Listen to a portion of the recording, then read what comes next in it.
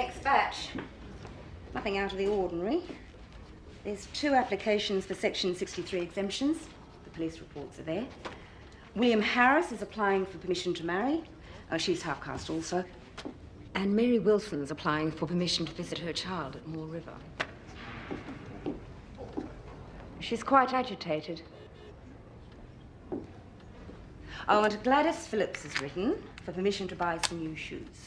She had a new pair a year ago.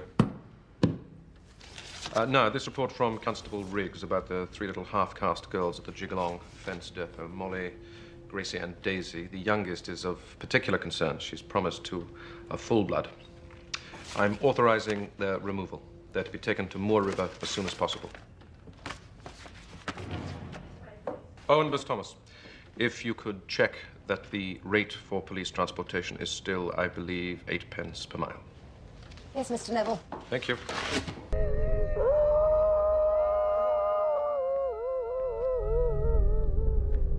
As you know, every Aborigine born in this state comes under my control.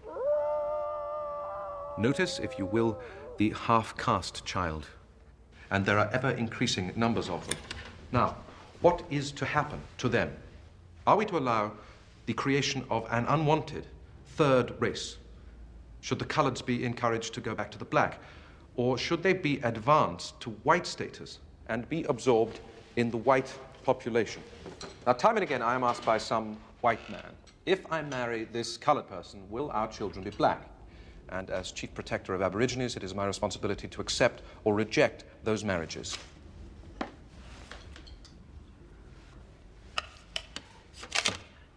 Here is the answer. 3 generations. Half-blood grandmother, quadroon daughter, octoroon grandson. Now, as you can see, in the 3rd generation, or 3rd cross, no trace of native origin is apparent.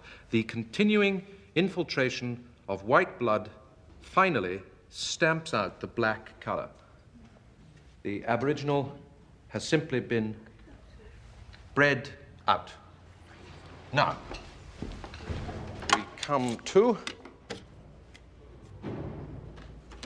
we come to the Moore River Native Settlement. Ladies, most of you are familiar with our work here, the training of domestic servants and farm laborers. I would like to thank you for your continuing support. Hundreds of half-caste children have been gathered up and brought here to be given the benefit of everything our culture has to offer. For if we are to fit and train such children for the future, they cannot be left as they are. And in spite of himself, the native must be helped. The tracker followed them to this riverbank, but lost the tracks in the water about a week ago. There's been no sign of them since. 3 little half-castes. We're talking quite a few man-hours here. Who's going to pay for it? Well, there's very little money in my departmental budget. I'm hoping that if your men can in some way combine this with their regular duties... We'll be able to handle all the notifications, posting all the police stations, farms, etc. We'll provide a description. But if my men have to make trips outside of their duties, then I'm afraid it'll have to be an impost on your department, Mr. If your Neville. men are out on other jobs at the same time, Inspector, there would be no extra expense. I'll concede that, Mr. Neville. And it is the job of every one of your men in their role as local protectors. My men will do their jobs, Mr. Neville. Now, a week ago, you said. Yes. I do not expect you to understand what I am trying to do for these people, but I will not have my plans put into jeopardy.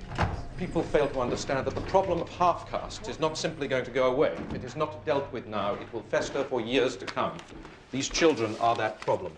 Please explain exactly what happened. I don't know how they did it, but we lost them. I had Larson out there. Moody was with them, and we lost them. They're making right fools of us. They are indeed, Inspector, and the cost is more than to just our pride. The reputation of this department is beginning to suffer. I can assure you that my men have better things to do than chase your charges all around the country. They're coming into very rough terrain. Once they're much past Meekatharra, I can't risk any of my men. I agree. We must find them before they get into the real desert country. So, this is what we're going to do. You get your man up there. Mudu can join him. Well up the fence, around here. Far enough up so that we know we cannot possibly miss them. And I want them to stay there. They can set up camp and wait. Costly. We'll just have to bear it. Their lives may be at stake. And, Inspector, I understand the mother of one of the girls has gone to Walloona. The children are headed into that country. I want the word spread. Let's see what that does. Lack the funds to pursue the missing half-caste girls, Molly and Daisy. I would ask to be kept informed of their whereabouts so that at some future date they may indeed be recovered.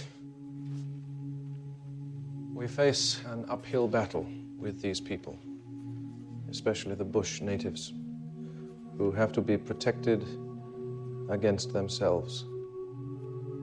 If they would only understand what we are trying to do for them. Yours, etc. Thank you. Jindu wajib aja ni wajib. Agar ala jana tiga lumura. Tejno, janu laju, oh jala janu. Kanya na bolanya ko jara, tiji ko jara. Village man boring kani mo, kangoni, bolo jara, mure babara. Janu na, yana mo na, malagori mo na tiji ko lo, janu na kagara. Limba waring garingo, maroran bajula. Uya na nyango, wedoga.